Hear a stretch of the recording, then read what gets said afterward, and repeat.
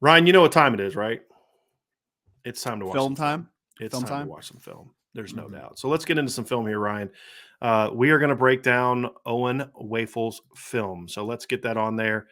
And he is number 32.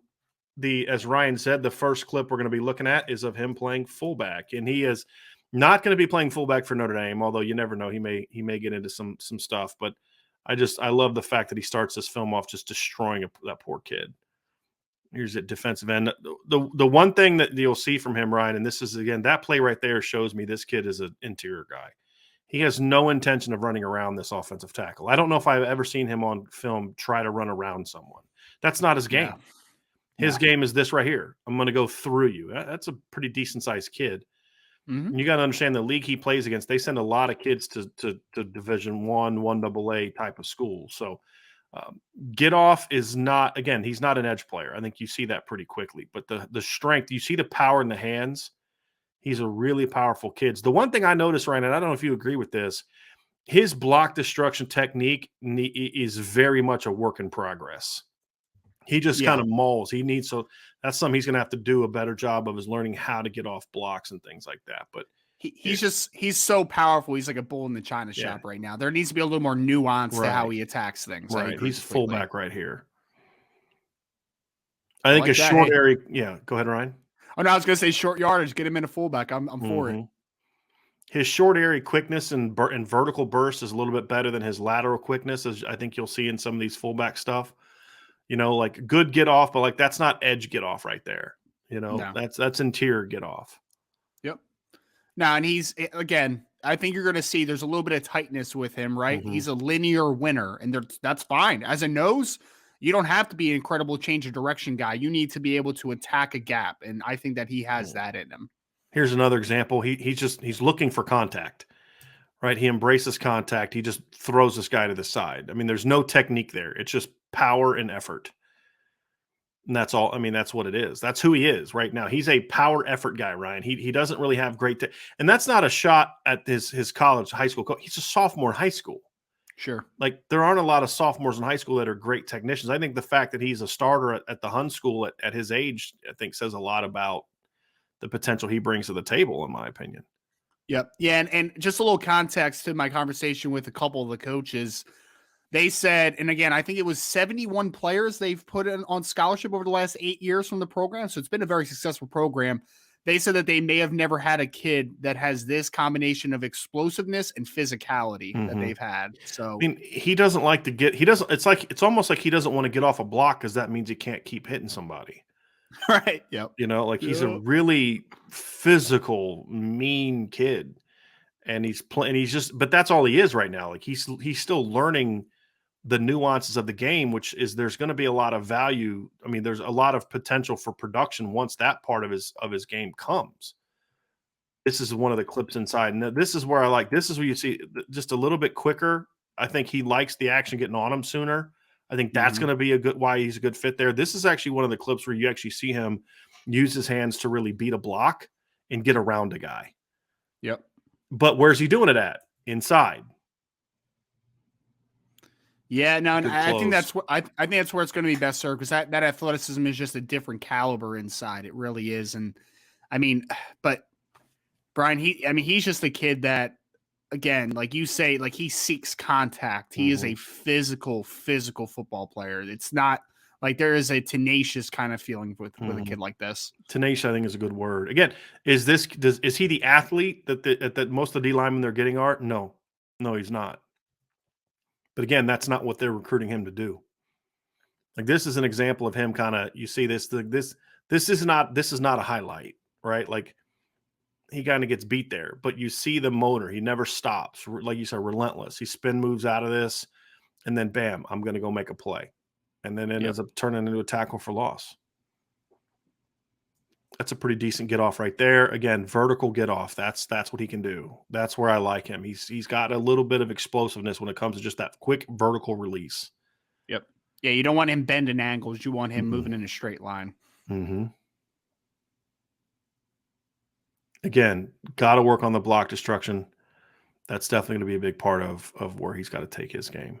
Here's another one playing inside. This is a nice get off. And he has a natural low center of gravity to him. Yep. He's got like naturally good pad level. And as he learns even more to keep his shoulders low, it's going to be even a bigger impact. Well, he's taking on 2 guys. This kid's got a great motor. He's got a lot of natural power. Yep. A lot of natural power. He literally just ran through 2 guys. Ooh. That's you can see the little bit of that swagger, that edge I was talking about. Like, he just kind of stands over this guy like, I just destroyed you. Good. I just love the hustle. And you see this on film constantly from him. Just constantly trying to motor. And I'm fine again. If you want to throw him in as goal line fullback, make fullbacks great again. I am against that because the last time Notre Dame tried to put a defensive player in at fullback, it was against South Florida in 2011. And on that play, Jonas Gray fumbled and South Florida ran turned to like 95 yards for a touchdown. Who was the defensive lineman? Ethan Johnson, and they also had Manti Te'o on their fullback as well. Gotcha. Yeah, I was not a big fan.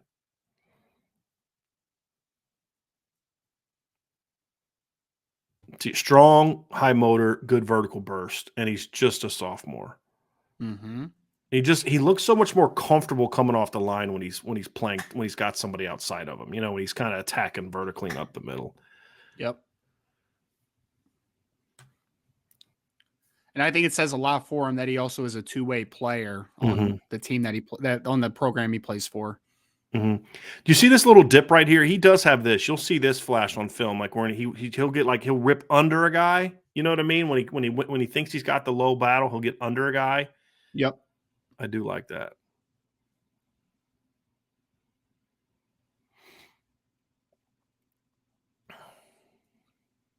These poor offensive lines are playing, by the way. This defensive line is eating them alive. Yep. Yeah, he's got some good film. So that is Owen Wafle on film. And I think you guys everybody will see this, Ryan, is strong. For his age, he is strong. I mean, he's got some really impressive physicality for his game.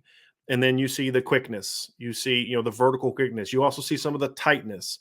You see the powerful hands, but you also see a guy that still needs a lot of work from a technical standpoint, which again, sophomore, that's going to be the case. So I think overall, Ryan, even though it was a pickup that I'm not going to lie, I did not like. My initial reaction was like, really? Because why? Why do I have that reaction? Same probably the reason you had it, Ryan, is because like, man, they're bringing in like all these top 100 guys. Do you really want to bring in a guy? That was my initial reaction.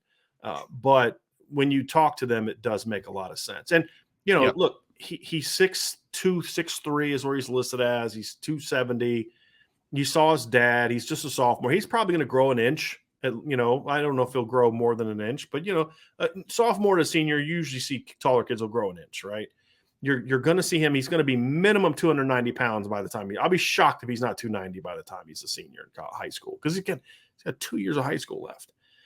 So I think you're going to look at a kid that minimum when he's done playing college football or high school football is going to be 6'3", 290 minimum. Sure.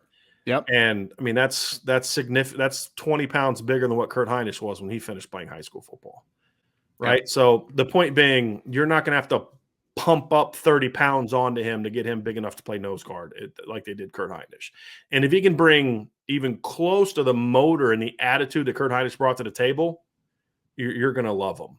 So for sure. You see what makes him good, Ryan. And again, you now couple him after Devin Houston, who I view, and you may disagree, tell me if you do, I see Devin Houston as being sort of like the one in this combination because he's bigger, he's more athletic, he's more of a disruptor. Then you bring in Owen Wafle as sort of that guy off the bench that comes in and, okay, now you've had to deal with Devin Houston and what he can do. Now this kid's going to come in and just punch you in the mouth, and then you rotate through. And now all of a sudden you're looking at the nose guard position saying, this has a shot to be a pretty darn good position moving forward with these kind of kids. So I think that's kind of where I look at this and say, boy, I think this commitment makes a lot more sense to me now than it did when I first heard that they were going to take him. So it's good pickup. Yeah, and I think one note that you kind of alluded to for me is last show we were talking about the wide receiver room and how we like that they all have different styles. I think that kind of goes to the same position for nose tackle, right? Like you want guys that kind of bring a little bit different, right? Because I feel like You have Devin Houston that can do a little bit of everything, could even play some 3-tech in a pinch, obviously. And then you bring in a guy like this where, I mean, if you're having a tough time, kind of working in pursuit and you just want to put this kid as a tilted nose on the backside and just have him wreak havoc, like this, there's penetration upside to both players, but it's different type of penetration.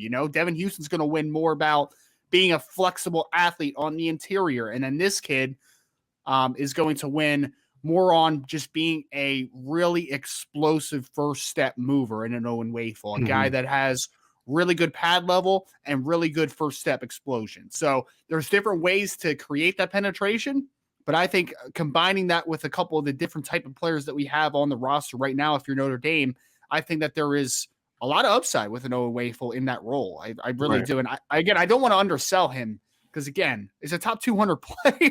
Like I just don't want it to come off as like this guy's a throw-in. I mean, top 200 player in the class for 2024. It's